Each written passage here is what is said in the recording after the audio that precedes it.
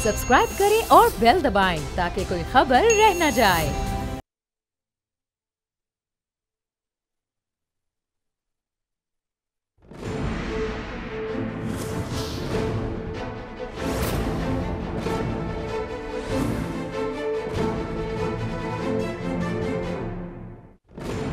मेरी जंग उसामा गाजी के साथ में आज आप जान सकेंगे पाकिस्तान की भारत पर बाज़े बरतरी।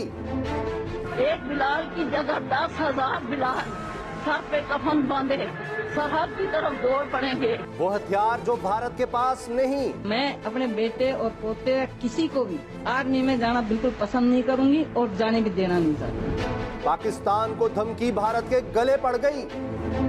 हुसैन हक्कानी या गद्दारी की कहानी। अवाम जाए भाड़ में, अपनी जमहूरियत बचनी चाहिए। नैब का नाम मजीद बदनाम।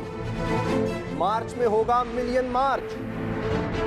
अस्सलाम वालेकुम, मैं हूं मोहम्मद उसामा गाजी और ये है मेरी जंग। जंग जज्बे से लड़ी जाती है, फौजी साजो सामान से नहीं। लेकिन ये वो हथियार है जो भारत के पास नहीं है। यह तो थी भारतीय फौजी की मां। अब जरा शहीद पाकिस्तानी जवान की मां का जज्बा देखें, जो बेटे की शहादत का वाकया फख्र से बयान कर रही है। इस मां का जज्बा, शहादत पर इसके जज्बात अपने बेटे के लिए, कि बेटे की शहादत पर इस मां को फख्र है। ये जज्बात यकीनन अगर मोदी साहब ने देख लिए होंगे तो उनको पता चल जाएगा कि इस जज्बे को शिकस्त नहीं दी जा सकती। उनको फिक्र करनी चाहिए उन भारतीय माओं की जिनके ख्यालात हमने आज मेरी जंग में आपको दिखाए, कि जो अफसोस करती हैं कि क्यों उनके बच्चे भारतीय फ़ौज में शामिल हुए। और यहाँ पाकिस्तानी माएँ फ़ख्र करती हैं कि उनके बच्चे इस वतन पर जान कुर्बान कर गए। ऐसी कौम को, ऐसे जज्बे को कोई शिकस्त नहीं दे सकता।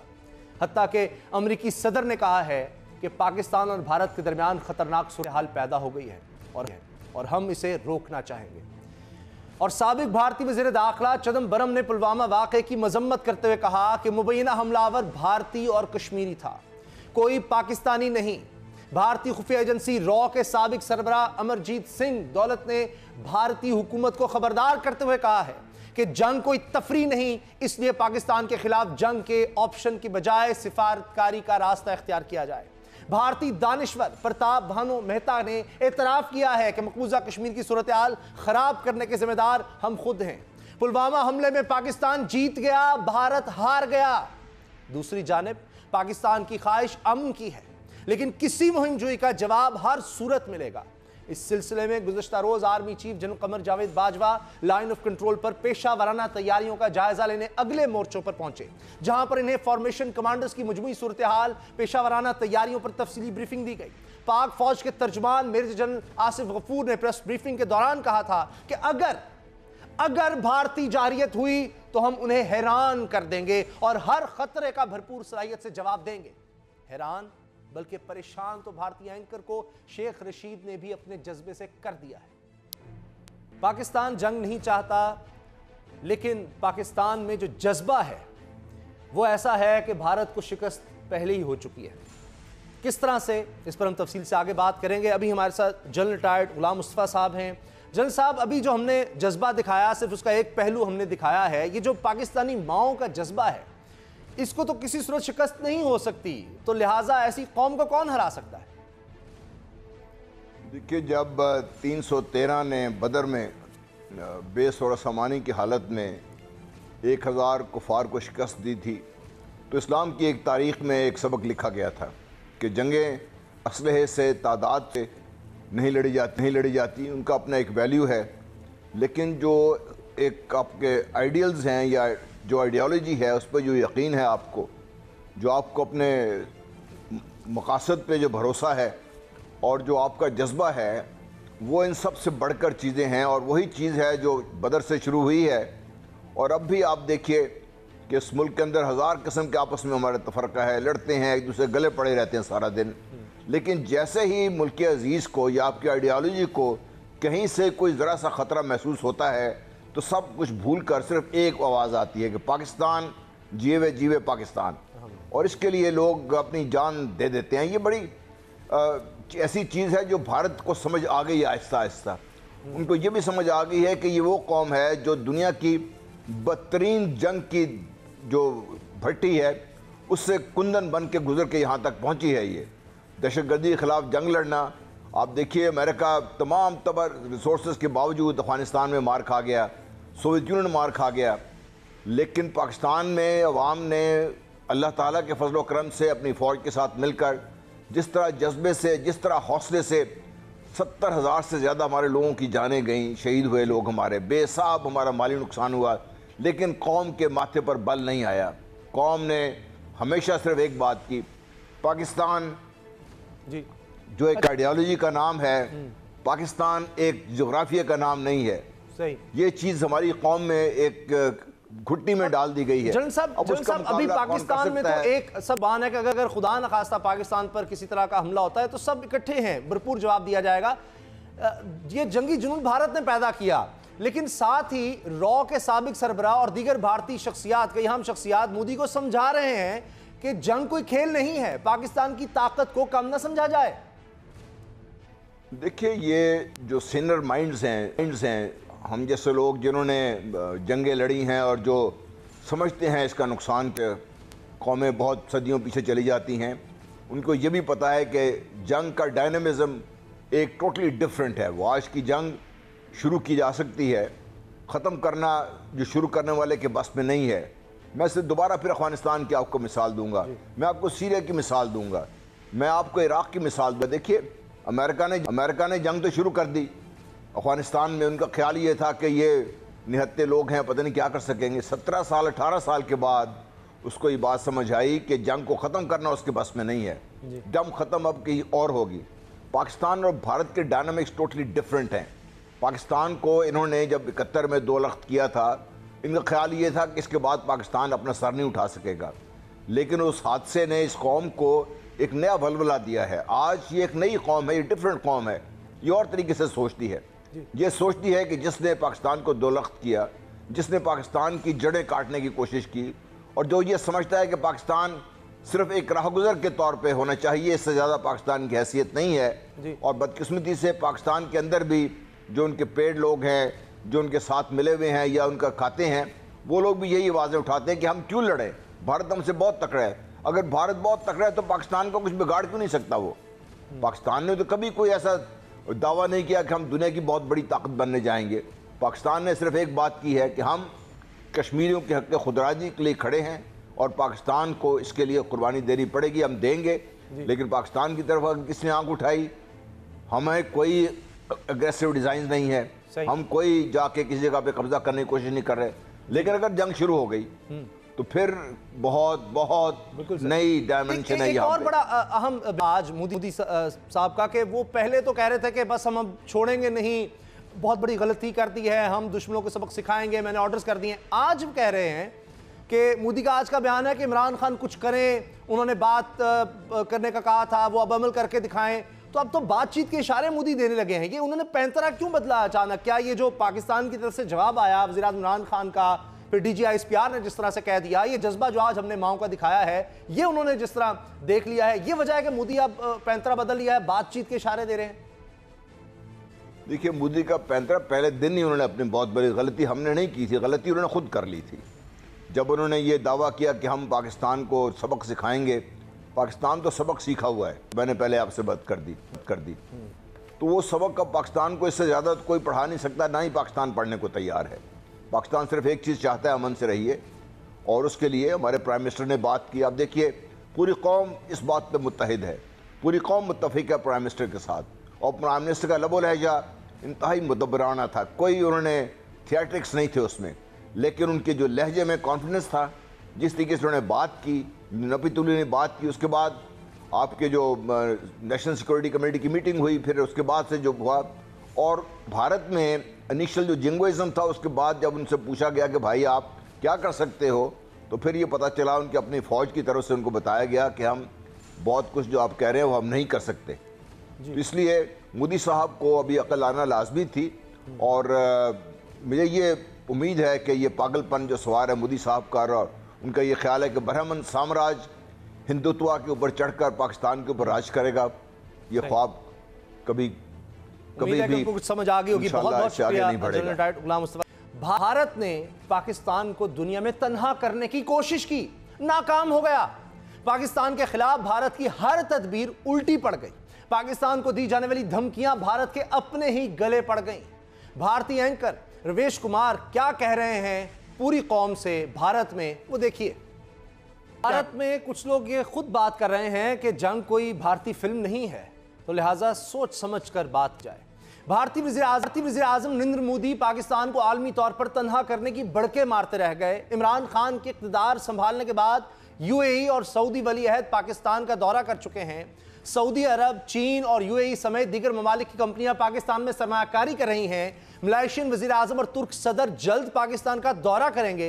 हालिया एक इंटरव्यू में अमरीकी सदर का कहना है कि पाकिस्तान से ताल्लुकात इंतहाई कम वक्त में बहुत ज्यादा बेहतर हुए हैं और पाकिस्तानी क़यादत से जल्द मुलाकात मुतवक्के है। इंटरनेशनल ओलंपिक कमेटी IOC ने पाकिस्तानी निशानाबाजों को वीजा जारी न करने पर भारत में मुस्तकबिल के इवेंट्स की मेजबानी पर होने वाली बातचीत मुअत्तल कर दी। पुलवामा हमले पर भारतीय मौक़िफ़ की हिमायत न करने पर भारतीय अपने हीरोज सुनील गावस्कर, कपिल देव और सचिन तेंदुलकर को गद्दार करार दे रहे हैं। FATF ने एंटी मनी लॉन्ड्रिंग और दहशतगर्दों की मुआमलत रोकने से मुतालिक कवानीन में बेहतरी लाने के लिए पाकिस्तान की कोशिशों का एतराफ़ कर लिया। भारत पाकिस्तान का नाम ब्लैक लिस्ट में डलवाने में नाकाम रहा। टमाटर की एक्सपोर्ट बंद करके भारत अपने किसानों का माशी कत्ल कर रहा है और भारतीय फिल्मों की बंदिश से बॉलीवुड को बड़ा झटका लगा है। भारत की अपने ही पांव पर कुल्हाड़ी मारने वाली हरकतों पर बात करेंगे मारूफ तज्जियाकार फाद हुसैन से। फाद हुसैन साहब, ये तो लग रहा है कि भारत जो भी कदम उठा रहा है पाकिस्तान के खिलाफ, वो उल्टा उसी के खिलाफ हो रहा है, उसको अपना नुकसान हो रहा है। ये अजीब बात नहीं? जी उसामा, देखिए इंडिया का एक बड़ा मसला खड़ा हुआ है और वो ये है कि उनके पास जो ऑप्शंस हैं वो उतने नहीं है जितना कि उनका ख्याल था कि उनके पास है। यानी उन्होंने फौरी तौर पर पाकिस्तान के ऊपर इल्ज़ाम तो लगा दिया और उसके बाद उस इल्ज़ाम को लेकर इस तरह की एक वॉर फ्रेंजी और हिस्टेरिया खड़ा कर दिया कि अब वो खुद लगता ये है कि अपनी बातों में फंस गए हैं। देखिए, मिलिट्री ऑप्शन उनके पास कोई भी ऐसा नहीं है जो अच्छा हो, चाहे वो कोई सो कॉल्ड सर्जिकल स्ट्राइक्स के लिए कुछ करना चाहें या कुछ भी करना चाहें, वो बुनियादी चीज जो एडवांटेज नॉर्मली इस तरह के ममालिक के पास होता है वो होता है एलिमेंट ऑफ सरप्राइज जी। वो हो गया खत्म। अब पाकिस्तान को पता है, सारी दुनिया को पता है कि ये कोई ना कोई मसला खड़ा करना चाहते हैं, तो मिलिट्री ऑप्शन अगर वो एक्सरसाइज करते हैं तो पाकिस्तान तैयार है। और ये मेरा ख्याल है उनको भी पता है, मोदी को भी पता है, दीगर लोगों को भी पता है कि वो जो भी ऑप्शन एक्सरसाइज करेंगे उसका रिस्पॉन्स भी आएगा और जब रिस्पॉन्स आएगा तो जो वो उसमें से चाह रहे हैं करना वो हो नहीं पाएगा, उसका उनको एक हाई कॉस्ट देना पड़ेगा। सफारती लेवल पे भी फंस गए कि उनका ख्याल था कि सारी दुनिया जो है वो पाकिस्तान को बुरा भला कहेगी और उसके ऊपर दबाव डालेगी, लेकिन आपने देखा कि अमेरिका की तरफ से भी जो है कोई खास रिएक्शन नहीं आया, चीन और रूस की तरफ से भी नहीं आया, अक़वाम मुत्तहिदा से कोई एक बयान आया है लेकिन उसमें कोई डायरेक्टली पाकिस्तान के ऊपर नहीं आया। तो वो जो था कि जी हम पाकिस्तान को आइसोलेट कर देंगे, वो भी नहीं हुआ। और तीसरा ये कि उनके अंदर यानी डोमेस्टिकली भी एक बहस छिड़ गई है कि क्या करना है, क्या नहीं करना, किस तरीके से करना है, जंग करनी है नहीं करनी, क्रिकेट नहीं खेलना वगैरह वगैरह। तो वो आपस में जो उनकी बहस छिड़ गई है उससे मेरा ख्याल है जो उनका एक अपना पब्लिक ओपिनियन का ख्याल था कि हमारा बड़ा यूनिफाइड होगा, वो कुछ क्लियर नहीं है। लेकिन दूसरी तरफ उसामा देखें कि हमें क्या एडवांटेज है। नंबर वन, हम तैयार हो गए, कोई एलिमेंट ऑफ सरप्राइज नहीं है। नंबर टू, हम यहाँ पूरी कौम मुत्तहिद है, जंग नहीं चाहिए। हर इदारा एक सोच के साथ है कि अगर कोई पाकिस्तान पर कोई जारियत की गई तो भरपूर जवाब होगा, कोई सोच में कोई फर्क नहीं है। लेकिन भारतीय एंकर और सीनियर सहाफ़ी, अभी हमने जिस तरह दिखाया, कह रहे हैं कि जी जो एंकर्स आज जंगी माहौल बना रहे हैं वहां पर बाकायदा पोल करवाया जा रहा है कि जी आप क्या चाहते हैं, बदला, जंग, ये सब बातें। वो फौजी जो हजारों की तादाद में एहतजाज करते रहे तनख्वाहों के लिए, खुराक के लिए, तब उनको कवरेज नहीं दी गई। ये बातें भारत में हो रही हैं। ये बात दुरुस्त है उसामा की। देखिए वहां पे एंकर्स को बैठकर और इस तरीके से जिसे कहते हैं कि स्टूडियो में बैठकर और जंगोजहद शुरू कर देना, वो हो सकता है उनका हो कि जनाब इससे हम पब्लिक ओपिनियन को कि आगे आगे चल रहे हैं, हमारी मशहूरी होगी, हमारी रेटिंग बढ़ेंगी वगैरह वगैरह, वो जो भी है वो काम करना आसान है। लेकिन वहाँ पे भी जाहिर बात है हर जगह जो है वो हम लोग भी होते हैं, दानिश्वर भी होते हैं, और मेरा ख्याल है कि इंडिया में जो थोड़े से सोचने वाले लोग हैं, जो सूरत हाल की नज़ाकत को समझते हैं, जिनके पास तजुर्बा है, वो अब ये बात कर रहे हैं कि ये तो एक पागलपन है। यानी लगता है जैसे कि एक इतना बड़ा मुल्क, यानी कि 1.25 अरब पॉपुलेशन वाला मुल्क है, वो अजीब एक जंग के बुखार में मुब्तला हो गया है। तो अब मैं भी ये नोट कर रहा हूँ कि आहिस्ता आहिस्ता इस तरह की हमें आवाजें आना शुरू हुई हैं जो ये कह रहे हैं कि ये गलत हो रहा है, इससे भारत को खुद नुकसान हो रहा है। आपने एक पूरी एक मुल्क में इस तरह की फिजा खड़ी कर दी जिसमें मुसलमानों को और कश्मीरियों को पकड़ के जदोकोब किया जा रहा है, उनको घरों से निकाला जा रहा है। यानी कि अब इंडिया में मेरा ख्याल है कि कुछ लोगों को ये समझ आनी शुरू हुई है कि सबसे ज्यादा नुकसान इंडिया अपना कर रहा है। एक और इंतशार, एक और डिवाइड जो भारत में आ गई है, वो ये देखें कि वो लोग जो भारतीय हुकूमत के साथ थे, महबूबा मुफ्ती जिन्होंने बीजेपी के साथ मिलकर मकबूजा कश्मीर में हुकूमत बनाई थी, फारूक अब्दुल्ला जो बड़े क्लोज रहते थे भारत के और भारतीय सरकार के, साबिक वज़ीर आला मकबूजा कश्मीर के, वो भी खिलाफ हो गए हैं अब भारत के और यहाँ की हुकूमत के। यासीन मलिक को गिरफ्तार कर लिया, भारतीय फौज को एयरलिफ्ट करके हजारों की तादाद में मजीद फौज मकबूजा कश्मीर भेजी जा रही है, पुराने हरबे आजमाए जा रहे हैं। तो वो सब उल्टा पड़ रही है हर तदबीर। बिल्कुल कर रहे हैं, और उसकी वजह यह है कि देखें कश्मीर में कई साल पहले दिल्ली से जो हुकूमतें थी, उन्होंने कुछ हद तक जो है वो ज्यादा सोफिस्टिकेटेड किस्म की पॉलिसी चलाने की कोशिश की थी। उन्होंने कहा कि कश्मीर का कोई सियासी हल ढूंढा जाए। उसमें उन्होंने पॉलिटिकल मैनिपुलेशन भी की, उसमें उन्होंने ये जो महबूबा मुफ्ती और फारूक अब्दुल्ला वगैरह इनको अपने साथ मिलाया, और इनके अंदर जो मुख्तलिफ स्कूल्स ऑफ थॉट थे उनमें को डिवीजन पैदा करने की कोशिश की वगैरह वगैरह। लेकिन जब से ये नरेंद्र मोदी साहब आए हैं, इनका ख्याल था कि मैं एक जारहाना किस्म की पॉलिसी इख्तियार करूंगा और मसला मैं हल कर दूंगा, इनको दबा दूंगा। अब ये जो सूरत हाल अभी आ गई है, जिस तरीके से पूरा का पूरा भारत जो है वो खड़ा हो गया, उन्होंने कहा, और कश्मीरियों के ऊपर उन्होंने इस तरह का एक रवैया इख्तियार कर लिया है कि जी ये तो है ही नहीं हमारे। तो उससे तमाम बज़ाहिर तो लग रहा है कि ये पूरी कश्मीर में एक यूनाइटेड फ्रंट बन रहा है। लोग अगर फारूक अब्दुल्ला जैसे लोग भी ये कह रहे हैं कि जनाब ये हमारे साथ ज्यादती हो रही, तो आप इमेजिन कर सकते हैं कि बहुत शुक्रिया, इनकी ब्रेक लेनी है सर। बहुत शुक्रिया फवाद हुसैन साहब, आपने वक्त दिया। भारत में तो इंतशार की कैफियत है और बहुत से लोग अब ये बात करना शुरू हो गए हैं कि जंग मसले का हल नहीं, लेकिन कुछ ऐसे लोग जो खुद को पाकिस्तानी कहलवाते हैं, बाहर बैठे हैं, वो चाह रहे हैं कि भारतीय सरकार को बता रहे हैं कि नहीं, पाकिस्तान के खिलाफ कुछ ना कुछ इक़दाम करना चाहिए। उन लोगों का मकसद क्या है? हुसैन हक्कानी की कहानी ब्रेक के बाद।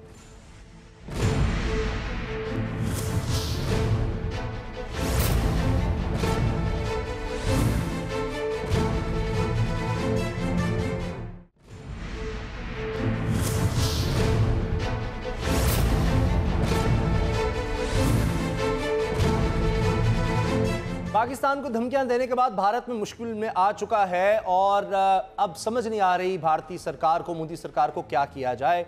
लेकिन इतना सब कुछ गंवाने के बाद भारत ने हासिल किया तो हुसैन हक्कानी। पाकिस्तान के खिलाफ बोलने के लिए भारत को यही एक भगोड़ा मिला जो पाकिस्तानी अदालत से वापसी का वादा करके आज मफरूर है। लेकिन भारत शायद इस शख्स की असलियत नहीं जानता। ये वो शख्स है जिसका ईमान, पैसा और शोहरत है, जिससे ये दो चीजें मिलेंगी, ये इसी के गुण गाएगा। पाकिस्तान के खिलाफ बात करने वाला ये नंगे वतन खुद भारत के खिलाफ क्या कहता रहा, देखिए और सुनिए। देखिए, पाकिस्तान की क़याम पाकिस्तान के बाद से अब तक पाकिस्तान की सबसे ज़्यादा जो सलामती को ख़तरा रहा है वो कहाँ से रहा है? किससे ख़तरा रहा है पाकिस्तान को? पाकिस्तान के सबसे बड़े पड़ोसी मुल्क से। पाकिस्तान अल्हम्दुलिल्लाह एक मुस्तहकम रियासत है, हमारे पास एक मौसर फौज है, अच्छे इंटेलिजेंस इदारे हैं, और आज यही शख्स भारत की तरफदारी करता है। ये मिल्लत फरोश शख्स जब अमेरिका में पाकिस्तान का सफीर था तो पाकिस्तानी इदारों और पाकिस्तानी फौज के मुतालिक इसकी सोच क्या थी? पाकिस्तानी फौज और सिक्योरिटी इदारों के खिलाफ बोलने वाला ये ज़मीर फरोश शख्स, इसका एक माजी पाकिस्तान टेलीविजन नेटवर्क से भी जुड़ा है।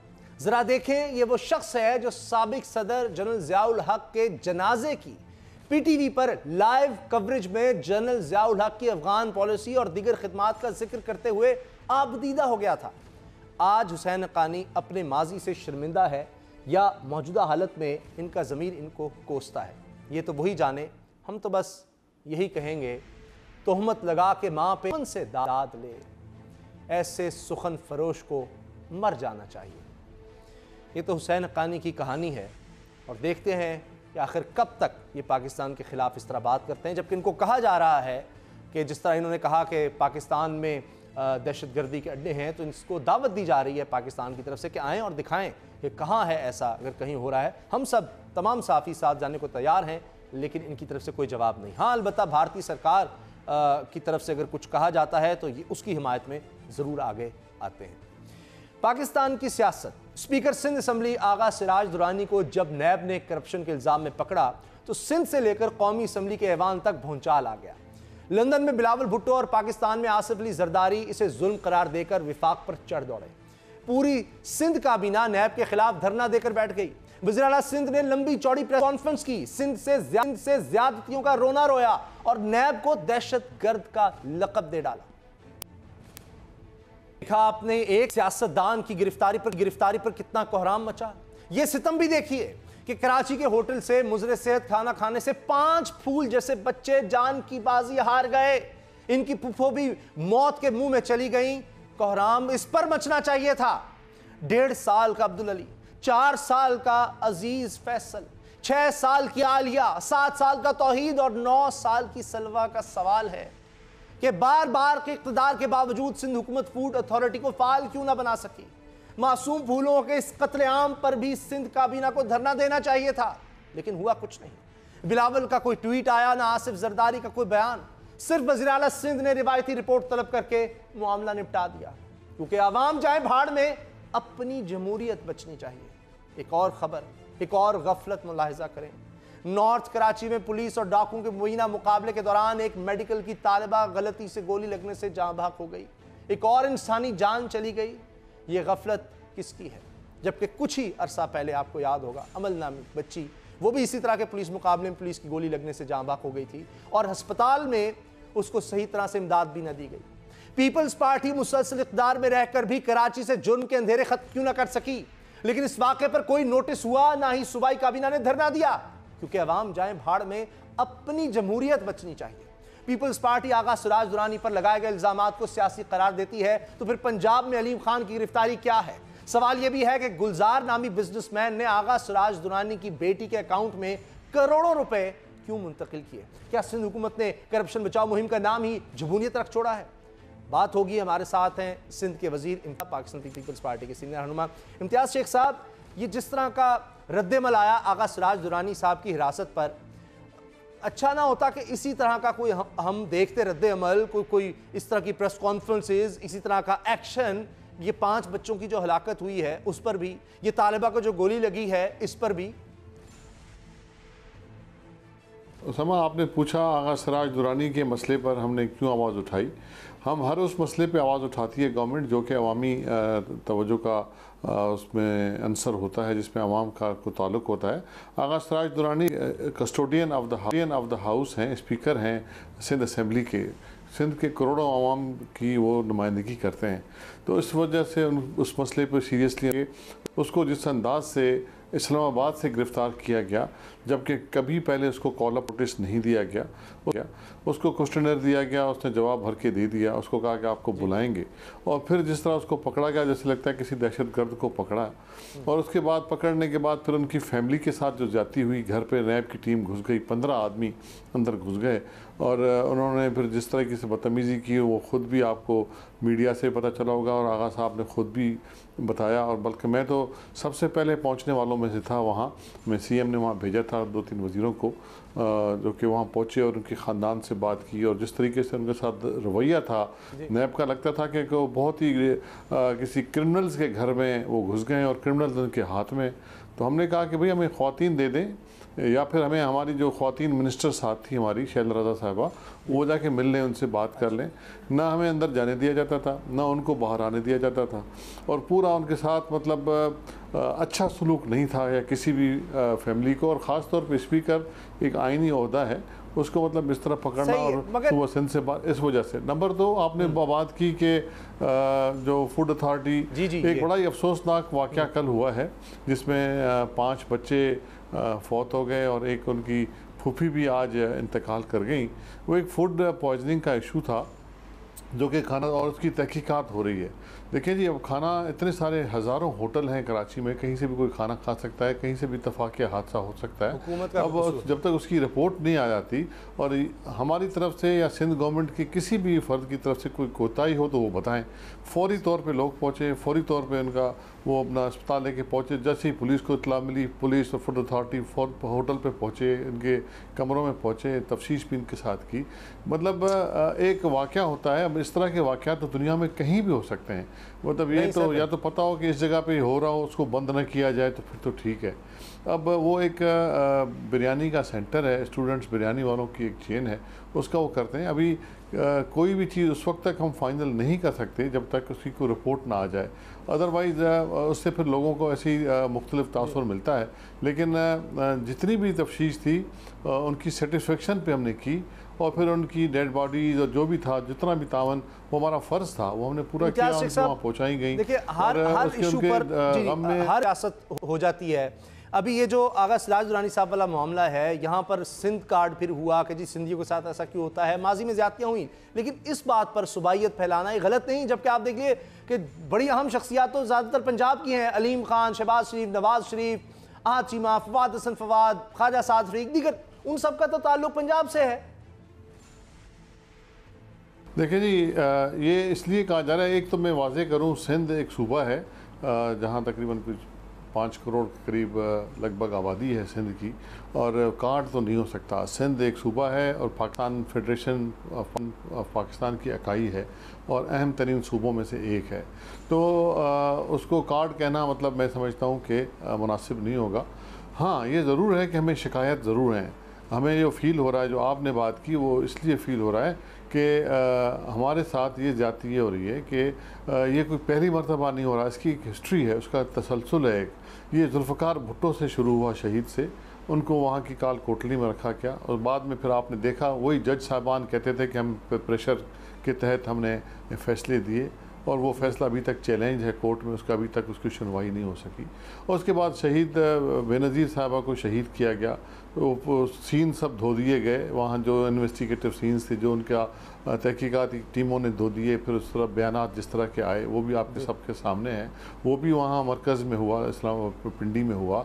और उसके बाद फिर हमारे चेयरमैन बिलावल भुट्टो का केस, JIT की रिपोर्ट, तो क्या मतलब सुप्रीम कोर्ट या बाकी यहाँ सिंध में नहीं लागू होते क्या? उनके केसेस वहाँ कर दिए गए। सिंध के जो लोग थे उनके साथ अटैच थे, उनको वो पंजाब की जेलों में भेज दिया गया। मतलब फिर नवाज शरीफ का केस यहाँ क्यों नहीं चलता, शहबाज शरीफ का केस क्यों नहीं चलता, अलीम खान का केस यहाँ क्यों नहीं चलता? सिर्फ सिंध के लोगों के केस हैं जो कि वहाँ चलने हैं। जरदारी साहब का केस वहाँ ट्रांसफ़र कर दो, JIT की रिपोर्ट इस्लामाबाद भेज दो। ये हम समझते हैं कि पाकिस्तान पीपल्स पार्टी से बढ़कर कोई पार्टी नहीं है जो उम्मीद करते हैं कि ऐसा वक्त आए कि जनाब जो सिंध के केसेस हैं वो सिंध में ही चल सकें। लेकिन फिर शिकायत यही होती है कि सही तरह चल नहीं पाते, इदारे उस तरह काम नहीं करते। इदारों की बात हो तो खबर है कि एहतसाब को किसी और से नहीं, खुद नैब से खतरा है। शहबाज शरीफ के खिलाफ नैब ने जो बुलंदोबांग दावे किए थे, इनकी गिरफ्तारी में जैसी तेजी दिखाई गई थी, इसकी कलील लाहौर हाई कोर्ट के फैसले ने खोल कर रख दी है। शहबाज शरीफ की जमानत के केस में लाहौर हाई कोर्ट के तफसीली फैसले में तहरीर है कि आशियाना हाउसिंग स्कीम और रमजान शुगर मिल्स केस में साबिक वज़ीर आला पंजाब शहबाज शरीफ पर माली बदउनवानी का इल्ज़ाम नहीं लगाया गया। इस केस में नैब ने साबिक वज़ीर आला पंजाब पर मनसूबे की गैर कानूनी मुंतकली का इल्ज़ाम लगाया। आशियाना हाउसिंग स्कीम में LDA को मनसूबा PLDC बोर्ड की मंजूरी से ट्रांसफर किया गया और बतौर वज़ीर आला शहबाज शरीफ को मनसूबा मुंतकिल करने का इख्तियार हासिल था। रमजान शुगर मिल्स केस में भी माली बदउनवानी का इल्ज़ाम नहीं, नाले के अलावा मुतल्लिका इलाके में ऐसी मजीद स्कीमें भी बनाई गई, लेकिन नैब ने नाले की तामीर के अलावा किसी भी मनसूबे पर कोई एतराज़ नहीं किया। ये नाला साबिक MPA मौलाना रहमतुल्लाह की दरख्वास्त पर तामीर किया गया और नैब ने मौलाना रहमतुल्लाह को मुल्जिम बनाने की बजाय वादा मुआफ गवाह बना दिया। सवाल यह है कि क्या लाहौर हाई कोर्ट ने शहबाज शरीफ को क्लीन चिट दे दी है या फिर अदालत का फैसला नैब के खिलाफ चार्जशीट है? इस पर बात होगी। हमारे साथ हैं साबिक डिप्टी प्रोसिक्यूटर जनरल राजा आमिर अब्बास साहब। तो हम ये कहें कि सब इल्जामात गलत थे, शहबाज शरीफ का कोई कसूर नहीं था, सब कुछ गलत था? देखिए, अब ये एक बहुत बड़ा सवालिया निशान नैब के ऊपर है कि उसकी जो तफ्तीश, उसकी जो प्रोसिक्यूशन, क्या वो दानिस्ता या गैर दानिस्ता या नाअहलियत की वजह से ये सब कुछ हमें नज़र आ रहा है। क्योंकि उसामा कुछ तफ्तीश जो है या कुछ इन्वेस्टिगेशंस हैं वो सुप्रीम कोर्ट ने कराई, उसमें JITs बनाई, जैसे मनी लॉन्ड्रिंग का केस है, पैनामा का है, तो वहाँ पे हमको नज़र आया कि मजबूत केसेस बनते हुए नज़र आए। लेकिन जो भी तफ्तीश नैब खुद कर रही है, चाहे वो फवाद को भी ज़मानत मिल गई जिसके बारे में इतना कुछ नैब ने कहा था, उसके बाद पिछले 8 महीनों से साल से हम देख रहे हैं आशियाना, और उसमें अगर फवाद हसन और मियाँ शहबाज शरीफ के ख़िलाफ़ कुछ शवाहिद इन्होंने मजबूत के इकट्ठे नहीं किए, और उसके बाद वो जो शुगर मिल है उसमें भी अगर इनके पास ठोस शवाहिद नहीं थे तो मुझे समझ नहीं आती, क्योंकि चेयरमैन नैब इस मुल्क की जो दूसरी बड़ी जमात है उसके सदर जो लीडर ऑफ द अपोजिशन है उनके वारंट इशू करते वक्त ये नहीं देखा है कि जुर्म होता है। मॉल्टन का केस देख रहे हैं, 14 लोग मारे जाते हैं, जुर्म होता है, मुजरिम की समझ नहीं आती कौन है, करप्शन होती है, बदनामी होती है, मुल्क का नुकसान होता है, लेकिन समझ नहीं आती कि जुर्म किसने किया, मुजरिम पकड़ा नहीं जाता। उसामा, आज मैं किसी और प्रोग्राम में था और वहाँ एक नैब के साबिक DG साहब मेरे साथ थे कि जब से नैब बना है और वो तकरीबन 20-22 साल वहाँ उन्होंने नौकरी की। उनसे ये सवाल था कि आप क्या किसी एक सियासतदान का नाम बता सकते हैं कि जिसको नैब में सज़ा हुई हो, कन्विक्शन हुई हो और वो मेंटेन हुई, जिसका वो उन्होंने एग्री किया कि जी उनके ज़हन में क्या, बल्कि शायद ही कोई ऐसा नाम ही नहीं कि किसी बड़े सियासतदान को आज तक नैब से सज़ा हुई हो। इसकी वजह क्या है कि नैब का जो चेयरमैन होता है वो इस मुल्क के 2 बड़े जो सियासतदान होते हैं, एक लीडर ऑफ द हाउस और एक लीडर ऑफ द अपोजिशन, वो अपॉइंट करता है। जब चेयरमैन वो लेके आते हैं तो वो इस चीज़ को इंश्योर करते हैं कि जनाब ये हमारे ख़िलाफ़ कोई इन्वेस्टिगेशन या सियासतदानों के ख़िलाफ़ ना हो। और हमने यही देखा कि नैब के अदारे से मैं ख़ुद वाबस्ता रहा हूँ, आज तक शायद ही कोई ऐसा एक आध कोई नाम हो किसी सियासतदान को किसी भी लेवल पे सज़ा नहीं हुई। तो इसको दुरुस्त करने के लिए वही बात है कि नैब का पूरा रीवैम्पिंग करना पड़ेगा स्ट्रक्चर, उसमें अपॉइंटमेंट ऑफ चेयरमैन से लेके नीचे तक जो बहुत से उसमें खामियां हैं, जब तक ये दूर नहीं होंगी तो हमें नहीं दूर नहीं होंगी। जब तक खामियां राजा साहब दूर नहीं होंगी तो फिर मुझे दुख, अफसोस और शर्म के साथ ये कहना पड़ेगा कि जो छोटी करप्शन करेगा वो पकड़ा जाएगा, बड़ी करप्शन करोगे अरबों करोड़ों रुपए की तो बड़ा वकील करोगे, पैसा और सियासी असर रसूख इस्तेमाल करोगे तो बच जाओगे। बिल्कुल आपने दुरुस्त कहा कि जी छोटी करप्शन की है तो नैब में हमने देखा कि किसी ने, अगर मेरे पास अपने पास जाती ऐसे केसेस हैं कि 3-4 लाख या 5 लाख के उसके ऊपर है तो वो 3-3 साल से उनको सजाएं हुई हैं। लेकिन बड़ी करप्शन के लिए बिल्कुल इस बात पे अब लोगों को सोचना पड़ेगा कि नैब में क्या वजह है कि बड़े जो लोग होते हैं, बड़े सियासतदान उन्हें सजाएं नहीं होती। हाँ, रह जाके कुछ ब्यूरोक्रेट हैं, सरकारी अफसर हैं, जब वो फंस जाते हैं तो उन्हें सजाएं दे दी जाती हैं। तो अब आगा सिराज दुरानी का केस देख लीजिए, शहबाज शरीफ साहब का केस देख लीजिए। अब ये नैब क्या कर रही है कि जनाब हम देखते हैं कि assets beyond non source of income का अगर केस है तो एक ही जगह वो अरेस्ट नहीं होती, नवाज शरीफ अरेस्ट नहीं होते, शहबाज शरीफ का केस एसेट्स का है वो अरेस्ट नहीं होते, अलीम खान का तो खैर और केस है। अब जब आगा सिराज का केस आया तो वो अरेस्ट भी ऐसे करते हैं। राजा साहब ये इदारे फिर किस लिए हैं? अगर करप्शन साबित नहीं हो सकती, लोगों को सजा नहीं हो सकती, तो फिर ये तो पैसे का ज़िया है, वक्त का ज़िया है। नैब हो, एंटी करप्शन के दीगर इदारे हों, फिर इनका क्या फ़ायदा? बंद कर दें ताकि कुछ पैसे यहाँ से तो बच जाएं। नहीं, मैं नहीं समझता कि इतना हम इसको नेगेटिवली देखें, क्योंकि मुझे उम्मीद है कि ये अभी जो मौजूदा हुकूमत है इसको आए हुए 5-6 माह हुए हैं तो ये ज़रूर इस बारे में सोचेंगे, क्योंकि ये इन्होंने अपना नारा ही अकाउंटेबिलिटी का दिया था, इन्होंने नारा ही ये दिया था कि हम इस मुल्क से लूटी हुई दौलत वापस लाएंगे।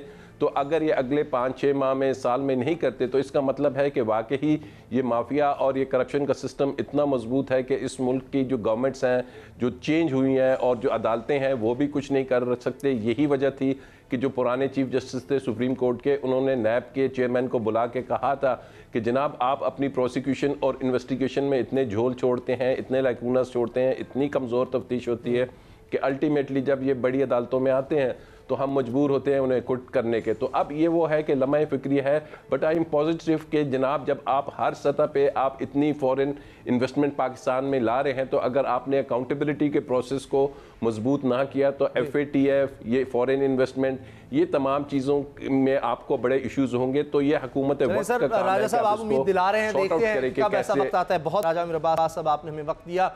एहतसाब की बेनाम तलवार की चमक उल्टा असर दिखाने लगी है। करप्शन के खिलाफ बिला इम्तियाज कार्रवाई से हुकूमत को लेने के देने पड़ सकते हैं।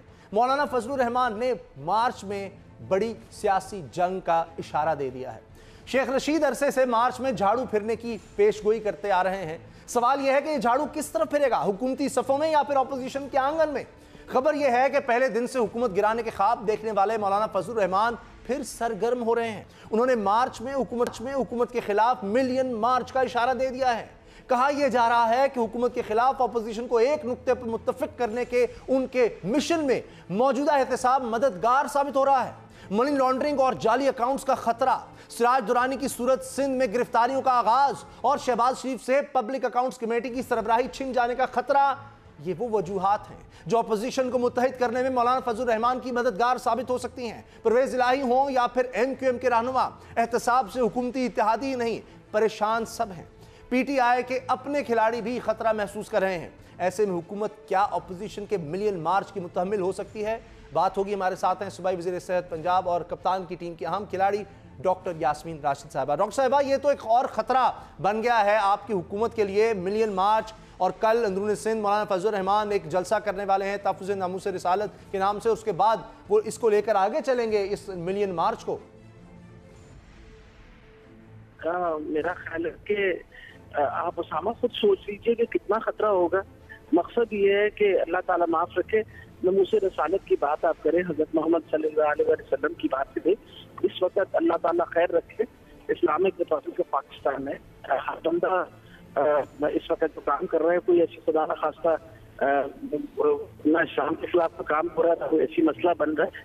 और सबसे बड़ी बात है, आप मईशत को, अगर आपका ख्याल है कि मईशत तबाह हो गई है तो आप मईशत की तरह करिए। किसी ने आपको मना किया, जरूर आप निकले, तो खुदा इस तरह करके और आप यानी मजहब का एक कार्ड इस्तेमाल करें। अब कई बातें वो कर रहे हैं, जिस तरह मईशत तबाह हो गई, ये बात भी कर रहे हैं। और नैब पर उन्होंने बड़ी तनकीद की है। उन्होंने कहा नैब ने मईशत को तबाह कर दिया है, सिर्फ सियासतदानों के खिलाफ ये इस्तेमाल हो रहा है, ब्यूरोक्रेट्स काम नहीं कर रहे इसके खौफ से। देखिए, इम्पोर्टेंट ये चीज है ना, तो नैब हमने बनाई थी। नैब एक अदारा है जो काम पहले से कर रहा था। दोनों हुकूमतें मौजूद थी, पीपल पार्टी भी मौजूद थी, नून लीग भी मौजूद थी ना। इसके चेयरमैन हमने बनाए, वो भी नून लीग ने बनाए। मकसद ये है कि अगर एक अदारा काम कर रहा है, हम तो आपको पता है उस मसले में बिल्कुल दखल अंदाजी नहीं कर रहे। यहाँ तक हम तो इस मसले में भी दखल आपके सामने है। हमारे वजीरों के खिलाफ भी नैब ने एक्शन लिया है, आपको पता है। बिल्कुल खान साहब इस बात पे चुप हैं।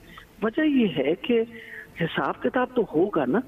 आप मुझे बताइए, नहीं होना चाहिए? एहतसाब तो होना चाहिए ना, क्रॉस द बोर्ड होना चाहिए, सारी पार्टियों का होना चाहिए। या तो ये शिकायत है उनको कि हमारी पार्टी का नहीं हो रहा, उनके सामने है कि सबका हो रहा है। इसके अंदर हमारे भी वजीर इन्वॉल्व हैं, जिसके अंदर आपके सामने है कि जी वो अपना स्वाति साहब थे, उसके बाद बाबा रवान थे, फिर उसके बाद अब क्या कहते हैं अलीम खान साहब थे। तो उन सब ने तो रिजाइन कर दिया, यानी कम से कम इतनी मॉरल उनमें तो ये तो एहतसाब की बात होगी। मगर मौलाना साहब पहले दिन से चाह रहे थे कि पार्लियामेंट का बायकआउट हो, ये जमातें आई ना, नून लीग, पीपल्स पार्टी। अब मौलाना साहब को एक इशू मिल गया है, पीपल्स पार्टी तो उनके साथ आ गई है, अब नून लीग भी आ गई, तो एक मसला तो खड़ा हो जाएगा। आई एम श्योर आपने वो सुना हुआ, the marriage of convenience. It is known as a marriage of convenience. When you conveniently, अपनी कन्वीनियंस की खातिर आप अपनी अलायंस बना लें। कल आपके आप एक दूसरे को बर्दाश्त ना कर सके, कल आप एक दूसरे के खिलाफ करें। लेकिन जहां हम देखते हैं कि अब हमारा मुश्तरका मसला बन गया है, तो आप अपना इकट्ठे हो जाए। ये तो आपको पता है इनका शेफा इस तरीके से। मैं तो बड़ी हैरान आती हूँ कि अभी नून लीग क्यों बाहर रही हुई है, वरना अपना जहाँ तक पीपल पार्टी और नून लीग थे तो उनके अपने ताल्लुकात बहुत अच्छे हैं। आपको पता है they have always been on good terms with each other. ये रिसेंटली कुछ थोड़ी बहुत गड़बड़ हुई है, I don't know why did it happen particularly.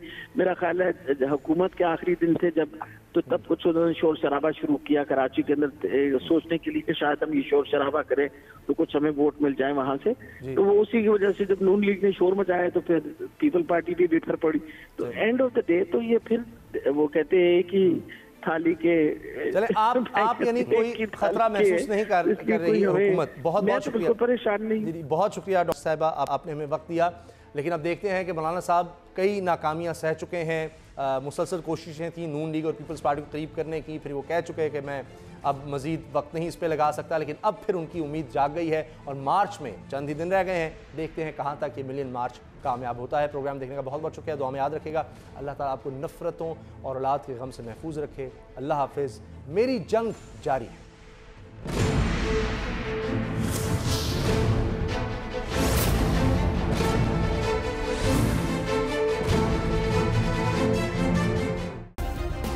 Subscribe करें और बेल दबाएं ताकि कोई खबर रह न जाए।